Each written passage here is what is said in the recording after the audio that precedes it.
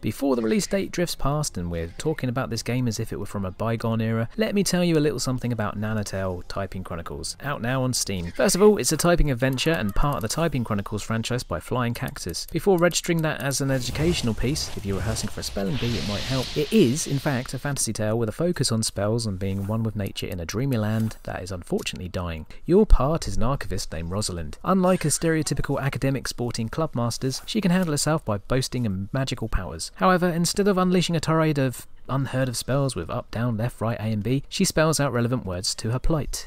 I somewhat feel for the lower ranking beasts you encounter who she deems as criminal, but spelling words like hurt are more appropriate and easier on the old digits. The highlight here is we typists make Gandalf look like a Boy Scout. Almost any word thrown up on the screen and I'd bash the keyboard as if pulling off those combos for Lay in Tekken 2 back on the PlayStation. Heritage for you. Speaking of heritage, don't let my gaming experience give the illusion that I know a thing or two about a thorough review. I played this solely on a keyboard and didn't experiment with a controller. Before you shout that Nanotale Typing Chronicles is a typing adventure and it's pretty hard to spell Pratt on a controller, you still have to move Rosalind around with a keyboard. Switching between the spells and movement were a bit problematic for me. By default she moves with ESDF, and while that's not going to put your hands out of action for a week or two, it's a little confusing if you learn to type with the home keys. Wiping that smug sentiment off my chops, the waves came in thick and thin, with larger enemies to tackle that could clear ground faster than the others. Additionally, the words became a little more tricky to type, especially if it's a word you're unfamiliar with, and start searching your own databanks for the meaning. Too late, you've been attacked. It's important to note that when Rosalind performs these spells, she whips out a book to a complete standstill. So referring back to the switch in keyboard presses, you have to exit the spell mode quickly, dash to safety, then start spelling again. It's not all about combat though, as you meet a good deal of NPCs along the way with plenty to say. A cool dialogue option is typing the keyword that interests you rather than from a drop-down selection. This was a really good aspect and felt like my choices meant something, in a conversation at least. More importantly, Rosalind isn't a mage but an archivist. She's collecting samples to ascertain why this world is falling into corruption. The more assets you inspect, spelling out words as per the combat, the higher her skill set and spells, allowing you to invest in stat increases based on your playstyle, run faster and all that jazz. Early on you rescue a spirit fox,